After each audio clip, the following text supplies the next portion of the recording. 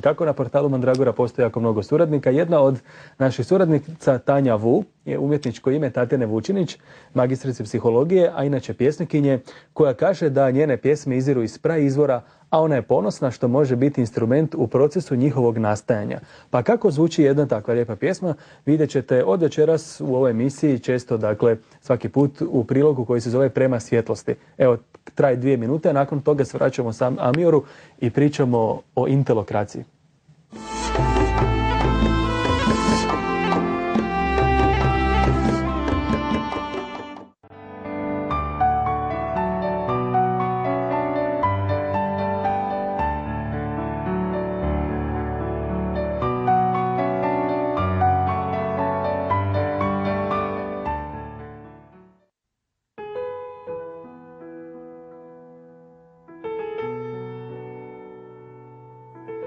Nemirna i slatka rijeka, vjerujem da bi ti godila.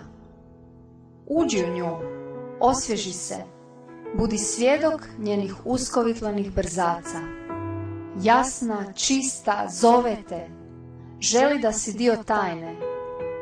Duboka i bezvremena, nikad pristala na kompromis. Rijeka kao život titra i u tebi žurno raste, prožimate, otimate, odvlači od besmislenog.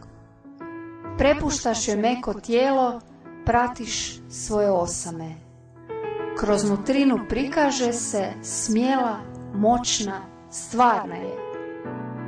Budi rijeka, brza, bistra, budi njezin živi tok, teci svime što postoji, nijemim, oštrim koritom. Preokreni svaki kamen, grube grane zakovitlaj i odbaci tihim plesom, teci sve do izvora. Budi čist, ti si rijeka, život koji pokrećeš, srebrne nek budu ribe ljeskave od tvog veselja.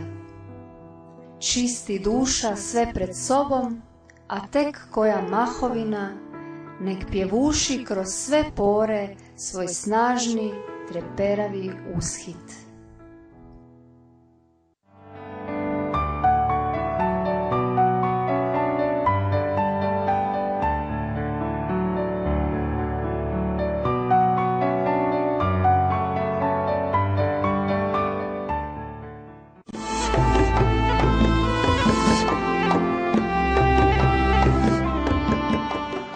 Kako se super, Tanja, super. Pjesniku, pjesniku se svidjela pjesnikinja? Jest, da.